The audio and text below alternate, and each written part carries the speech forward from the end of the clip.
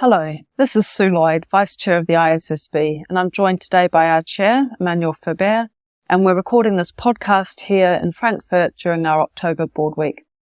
So Emmanuel, last time we recorded a podcast, amazingly, we were looking ahead to New York Climate Week, where we had a great week of engagements with key stakeholders, including our Investor Advisory Group and our IFRS Sustainability Alliance. But perhaps you could give us an update on progress since that week that seems so long ago. Yeah, sure, Sue. Thank you. And yes, indeed, we've been very busy, so it looks like it was a long time ago. Maybe I could focus on three areas of progress. One being the progress toward the jurisdictional adoption of our own standards, the partners that we work with, and our capacity building and translation efforts. So first and foremost on adoption, I'd like to fly two key examples of our progress. One is the ACMF, where firstly, the IFRS Foundation has signed a protocol with the Asian Capital Markets Forum. Our colleague Bing Lang in Bali was there to sign the protocol and participate in their annual conference. And this will provide a regular platform for interaction with the Asian capital markets, which represent the securities regulators and capital markets authorities in the region. It will help us discuss pathways to the adoption of ISSB standards in the region and provide a mean of getting their input into our future development and opportunity to collaborate around capacity building. So with this region, we are really happy to have such a protocol in place to continue to support the implementation of S1 and S2 in this growing part of the world. I think another element on which we already commented was Brazil, as we were with our trustees in Latin America for a week of meeting. The Brazilian regulators announced last week that the ISSB standards will be incorporated into the Brazilian regulatory framework with a roadmap to move from voluntary use starting in 24 to mandatory use on January 26. They signal, interestingly, that they see our standards as being able to strengthen the Brazilian capital markets by enhancing transparency around sustainability matters and therefore facilitate companies to attract capital both locally and globally for investment. I'd really like to commend the Brazilian Ministry of Finance and the Commission de Valores Mobiliários for providing clarity to companies and investors in Brazil and beyond by setting, as we have already encouraged jurisdiction to do, a very clear roadmap towards and in their journey to mandatory adoption. So that were, I think, important recent development. But Sue, could you touch also on the progress that we're making with other partners? Sure. So looking at sort of the broader ecosystem, if you like. So the first one I wanted to mention was the publication in the UK of the TPT framework, the Transition Plan Task Force framework, which is a really great complement to our standards. So we know that companies have taken the decision or are being asked to develop plans to explain how they transition to being more climate resilient, including through lower carbon business models.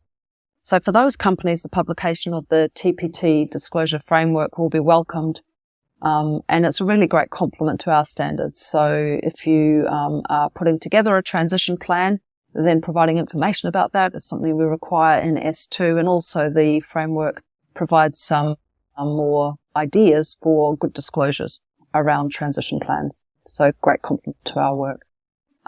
Looking to Europe, we are really thrilled for our colleagues in the European Union following the confirmation in European Parliament of the final adoption of the European Sustainability Reporting Standards, which is a really super important milestone in the introduction of mandatory sustainability disclosure requirements.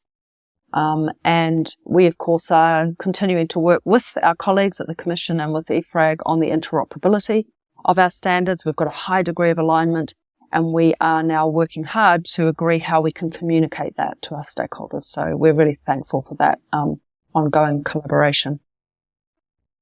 On the TCFD front, people might remember that we're thrilled to be taking over the responsibility for the future reporting on progress in the adoption of disclosures consistent with the TCFD framework.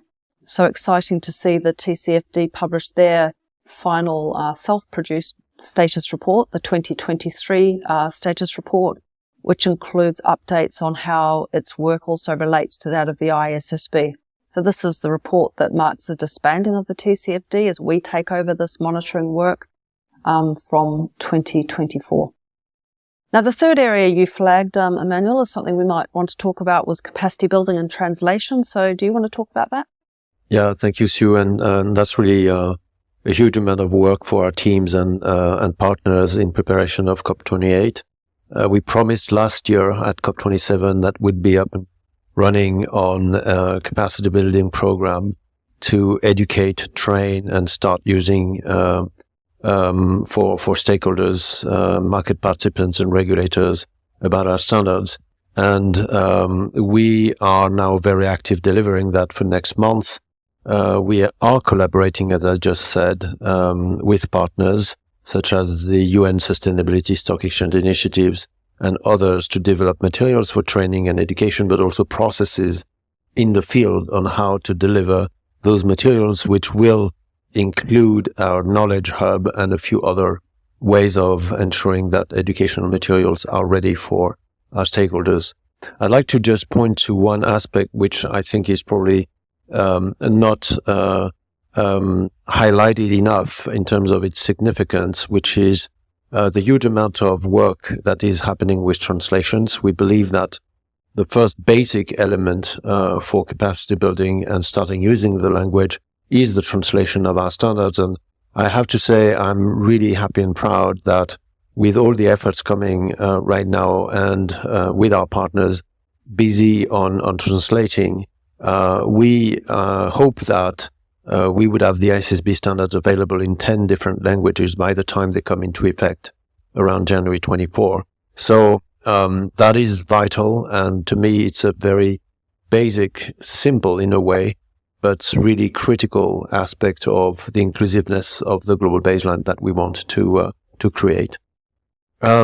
Sue, we also engage with a lot of stakeholders in addition to all the work that we've just described. Do you want to tell us a bit more about what we did last couple of weeks? Sure, and hard to do justice to this because I think we're all out talking to people all over the place all the time, but I'll highlight a few sort of key events that we've been involved in. The first I'd like to mention is the World Standard Setters meeting, which is an annual meeting that the IFRS Foundation runs, and we did this in conjunction with our sister board, the International Accounting Standards Board, where we met with the national standard setters to discuss with this audience the work we're doing on our standards and also to hear from them their perspectives on working towards the use of our standards, adoption of sustainability reporting around the world. A number of us were in Tokyo for the investor event, PRI in person, which was great. And again, we were able to meet with members of our investor advisory group and members of the IFRS Sustainability Alliance, along with loads of other stakeholders in Tokyo. So that was a great event for us as well. Emmanuel mentioned in passing that we were in Panama just last week at the trustees meeting. That was a great opportunity to meet with local stakeholders in Latin America.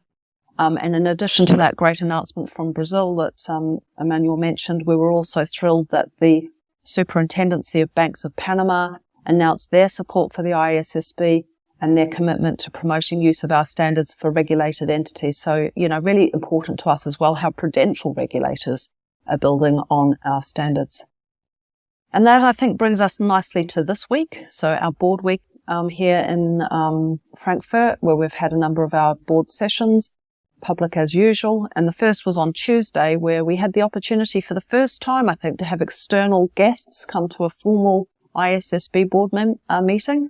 Probably appropriate that our first guests were GRI, given our MOU. So we were delighted to have Carol Adams, the chair of the GRI Technical Standard Setting Board, and Bastian Buck, their chief of standards, come and talk to us about their work. So maybe, Emmanuel, you could give us a bit more colour on that. Yeah, sure. And we also had Jeff Robertson virtually, the vice chair of the GSSB. And Carol and Bastian talked to us about the program of work that they have over the next 2 years to develop and implement GRI standards. As you pointed to, indeed, we had signed an MOU with GRI in 2022 already, and where we had agreed that where relevant, we would try to align our respective work programs and would seek all sort of ways to reduce the reporting burden for companies. So, of course, information sharing sessions like this one help further our collaboration. And I just want to express my gratitude to the GRI leadership to have taken the time, and as well, by the way, our gratefulness for having had in the past already reciprocal opportunities to present to the GSSB public sessions on our progress. The other thing I would mention is in the GRI context is that currently our technical teams are working on mapping our respective greenhouse gas emissions disclosure requirements. Now that we have published our standards, they are available publicly, and we hope that we'll be able to publish that joint mapping later this year. So we really look forward to continuing our global cooperation with GRI to enable companies to efficiently report addressing a multi-stakeholder audience, and that was a very good session. We had more sessions and more technicals. Do you want to talk to us about that? Sure. So we had a session on educational materials. So this was a great opportunity for the staff to update the board and in turn our stakeholders on the work that they are doing to develop educational materials to support the application of S1 and S2, and to get advice and feedback from the board about this process. Maybe to give a little bit of colour to what I'm talking about when I talk about educational materials. Don't get hung up on the label. It can be a whole range of different types of stuff that is guidance to help people really understand what our words mean and what you're being asked to do when you apply our standards. And the important thing, and that the reason we use that label, is that this can't add to or change the requirements in the standards. It's designed to aid understanding of what we wrote in S1 and S2, and that's really, really important. So we talked about some of the materials that the staff is working on and planning at the moment.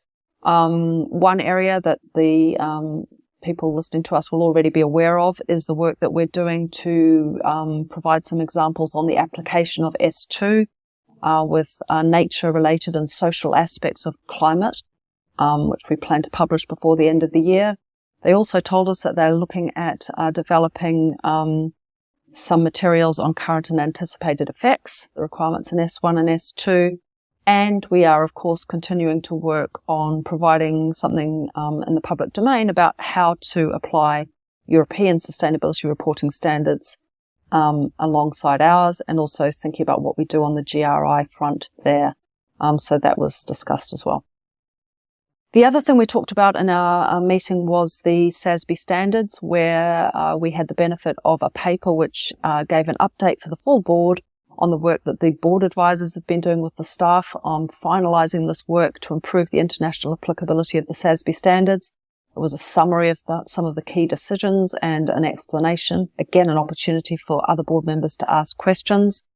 I think the highlight here, you've heard a lot about this project in the past, so I'll just highlight that we're on track towards finalising these important amendments to improve the accessibility really of the ISSB standards to support the application of S1.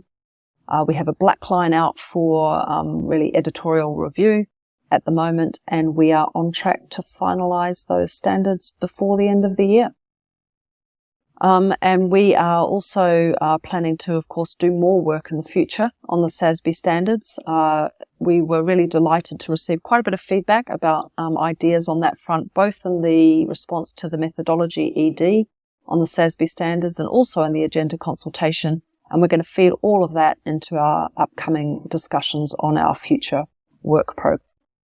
Which is a good point, perhaps, Emmanuel, to ask you whether you want to give our listeners a bit of an update on the key themes that we are aware of on the agenda consultation. Yeah, sure, Sue. And that wasn't a topic for discussion this time, indeed, but we certainly receive a lot of questions by our stakeholders who are really keen to know where we're going and what the results of this consultation is. So I think the main topic here is to say, be patient.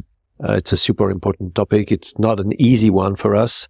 There are many multidimensional aspects that we need to take into account for that. And we will redeliberate with all the due process and attention on topics of that nature over time.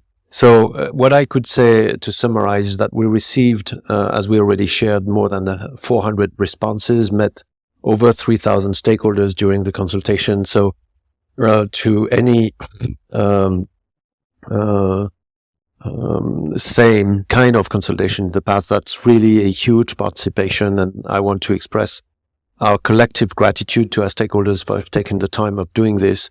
I also believe that the survey format that we've used has been helping the cost effectiveness and decision usefulness, hopefully, of the process itself for consultation, grabbing more input at a lower cost from our stakeholders.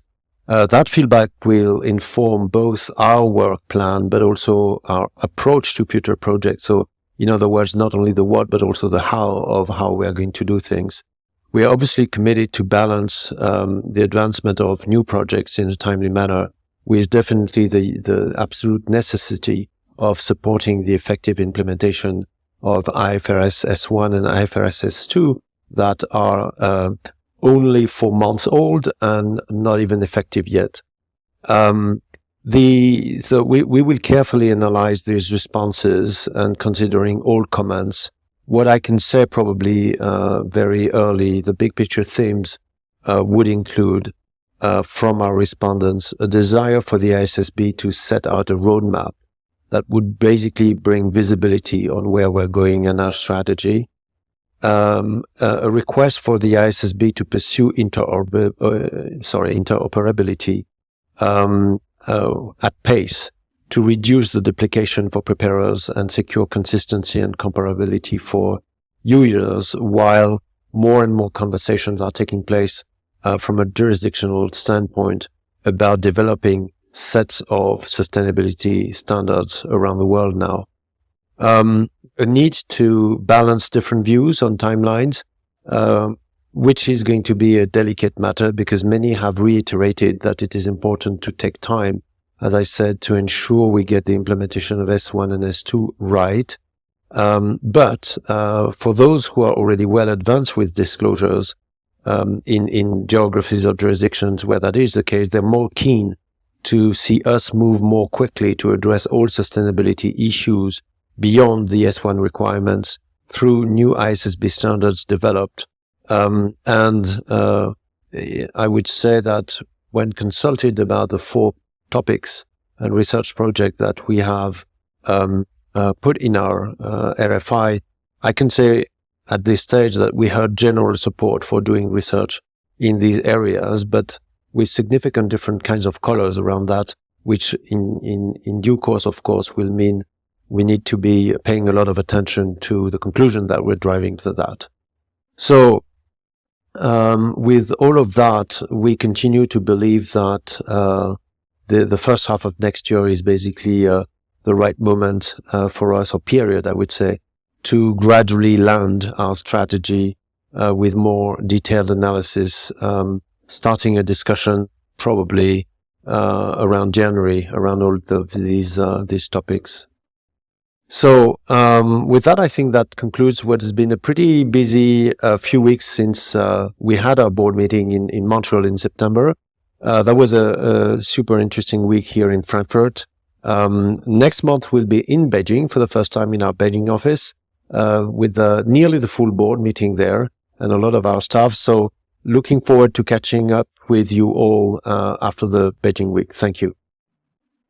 For the latest developments from either the International Sustainability Standards Board or the International Accounting Standards Board, make sure to subscribe on the IFRS Foundation website, www.ifrs.org.